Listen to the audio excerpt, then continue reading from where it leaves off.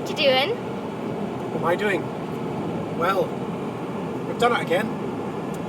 So welcome back to Jimmy's Broken Cars. They're all broken. The Mazda MX-5 I've not finished cutting and welding. The midget I almost finished, then I poked another hole in it and found some more cutting and welding to do. The old X-Type, my four-wheel drive winter car, the sills are rotted out on that. I've got new ones, I can weld it, but I need to finish the midget and the MX-5 first. The XJS is mostly doing fine. It's just failed its MOT actually a week ago on power steering rack leak. It's been leaking a little bit since I got it, but it's got a bit worse. Admittedly, there are puddles in the garage floor now every time I go in, but those seals are well past their best. So I'm going to take the steering rack out and rebuild it. I'm going to take the opportunity to remove the front subframe, get that blasted and painted. I'm also going to paint the sills to make sure that some very, very small surface rust bits behind the front wheels where the paint's been blasted off by grit from surface dressing on the roads and things. I've taken the paint off, and that's all great. But that's all meant that as a family who has a lot of cars, we've all been driving around in my wife's 1.2 litre Fiat 500. And if you follow everything I do on social media, I'm also building a big dinghy. And the Fiat 500 will be a bit marginal towing that with 4 people on board and all our stuff. So yeah, I've been down to England and we've bought another car. Do with this one.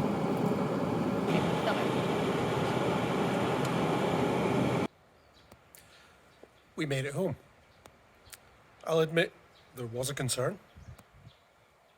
We'll come to that in a minute. Since then, we are only a one-car family that actually works. My wife's little Fiat 500 over there. My father very kindly loaned me his Mark I MX-5. Unfortunately, even though it had a steering rack rebuilt, when was that? It can only have been about 2 years ago, actually, when he fitted a power rack to it. It's making some interesting noises now. Have a listen to this. So we've picked the thing up, we've done 280 miles since he loaned it to us. Now have a listen. And what that is the rebuilt steering rack. Has a track rod, ball joint that's failed. The track rod is new, it's in it, but I don't know where it came from. I didn't rebuild the rack, but either way, it's completely knackered. So there's a new OEM one in my pocket, as you can see. So my dad meant well, but he's given me a car to fix, which to any normal person, they'd probably be annoyed at that, but I just think it's amusing. That takes me to this then. Why did I buy another X-Type? Well, if you can see up there, I've got an old one. I've had that one for 13 years. That was my second one. I had another one, a green one, 2.5 automatic, for about a year before that. This one is in very nice condition for its age, actually. In fact, let's have a look around it. The weather's been horrible here, so I haven't had a chance to clean it, but the car is a 2004. It's cosmetically very, very nice indeed. It came with 5 BBS Valencia wheels. The tyres are brand new, but they're land sale. That sounds like ditch finder to me, but we'll sort that. It is in old man spec. Can't really help that now, and I'd rather have an intact body shell than interior trim. The car came with a tow bar, although it had been removed. I've refitted that yesterday, and yeah, generally it's not in too bad condition at all. There are a couple of niggles. It's got 140,000 miles on it, and well, you'd expect a few things. Some people might be annoyed with that. The first niggle I realised existed just as we were leaving. It didn't really show up on the test drive, but with my wife following me home in the other car, she could smell hot brakes. It's this one. The near side or passenger side rear caliper seems to be binding. Fortunately, I have a magic trick. I am really bad for not selling on things I don't need. In my garage I have this brand new unused near side rear caliper for a Jaguar X-Type. The other thing that didn't show up until I was about halfway home was a juddering Misfire. It only does it under load, and it only does it so far at low RPM.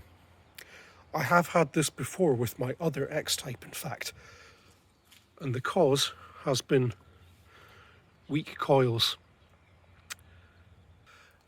And look what I've got in my garage. You see, the last time the other car did it, I bought all 6, and I replaced the 2 weak ones and kept the 4 that were still working.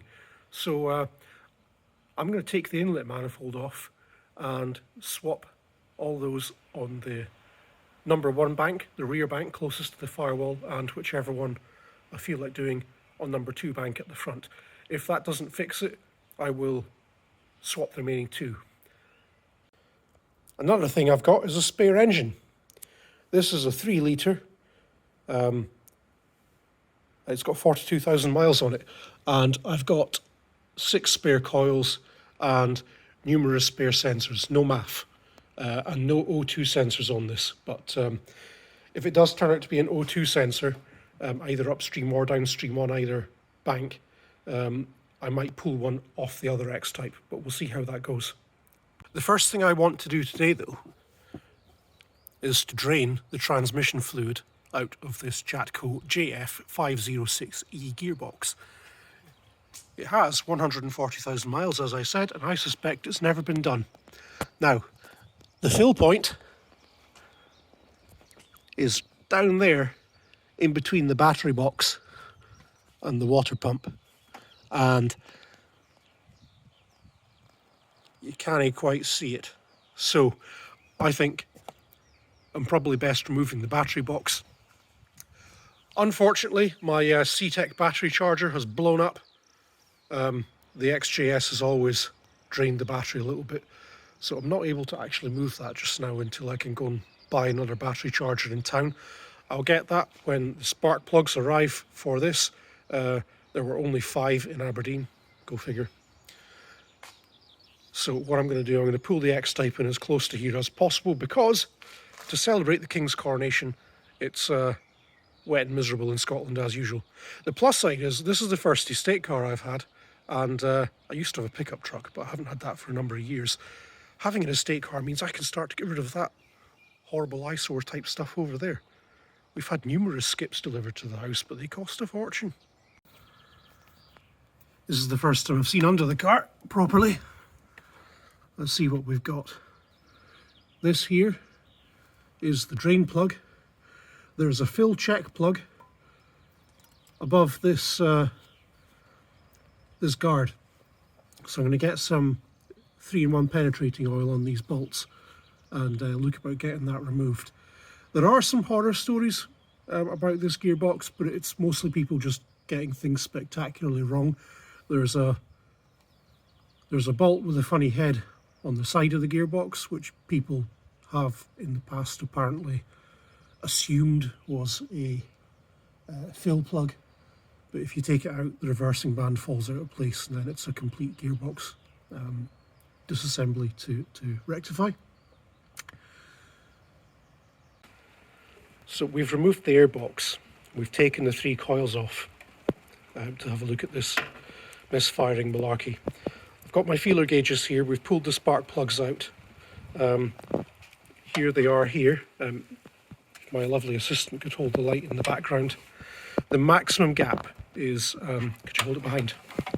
The maximum gap, it's not going to work, but the maximum gap, however, is 1.45 millimeters. It's difficult to get this to focus, but the feeler gauge at 1.45 just slides in, but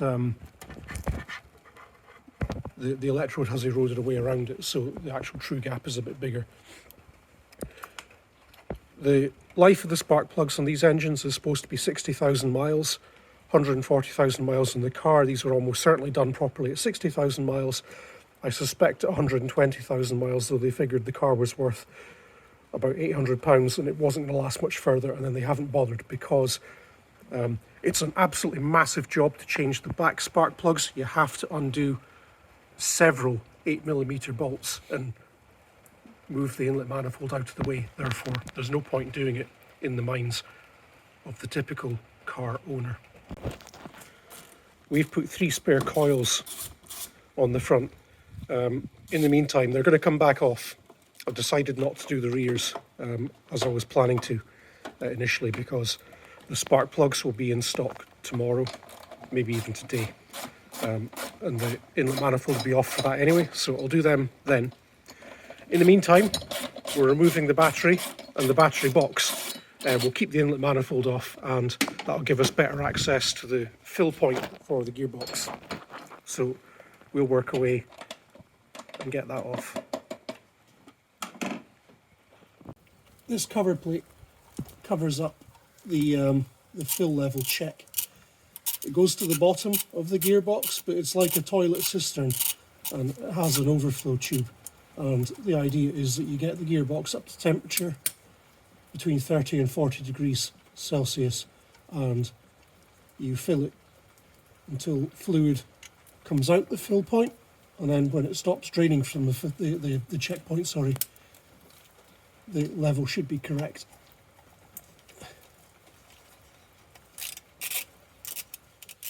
I'm trying really hard not to get rained on, because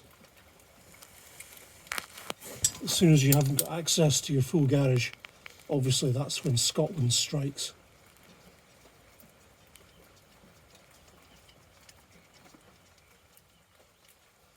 The front of the car is in the garage, but the water is raining on the roof of the car and running down the windscreen and draining draining down the front bumper onto me.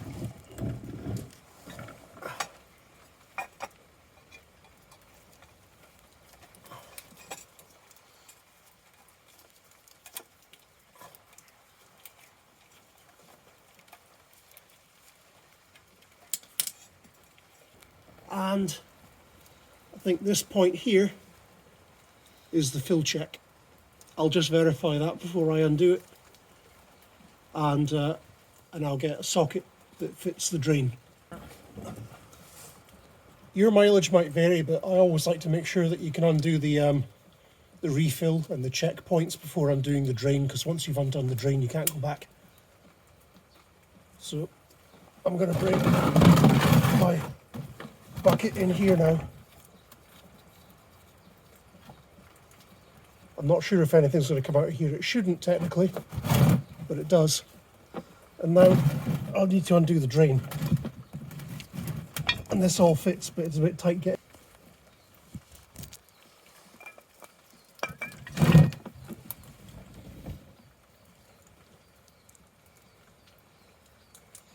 This seal washer is apparently not available to buy, so we mustn't lose that. The oil coming out is quite dark brown. I'll show you that in a moment. Alright, this is the oil that came out. You're never going to get all of the oil out of this, easy for me to say. What you can do is you can dilute the old oil with fresh and repeat this a couple of times. So this isn't the absolute worst I've ever seen, but it is quite burned, as you can see. It doesn't smell entirely unlike fresh ATF, but it does smell a bit burned. So we'll return to the top sides of the car and start to refill. Okay, with the battery tray out the way, you can see more easily. This here is the gearbox fill point. It looks like a pressure cap, so a lot of people misidentify it. This is a turkey baster. Bought that yesterday in the supermarket. That fits nicely in the hole and ensures that the oil goes into the gearbox. And now it's just a case of filling this until oil starts to come out of that hole at the bottom.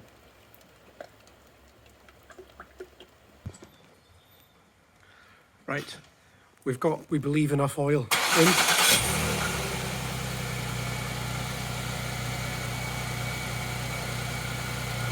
And now we just need to let the engine warm up a little bit.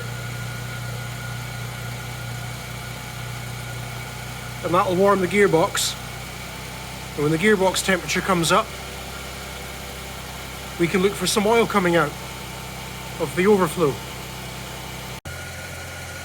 As you can see, we've now got a bit of oil coming out from the overflow.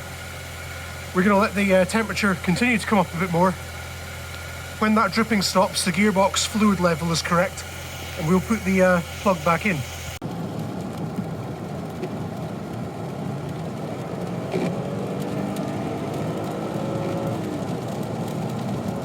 The gearbox response is definitely better. The weather is miserable.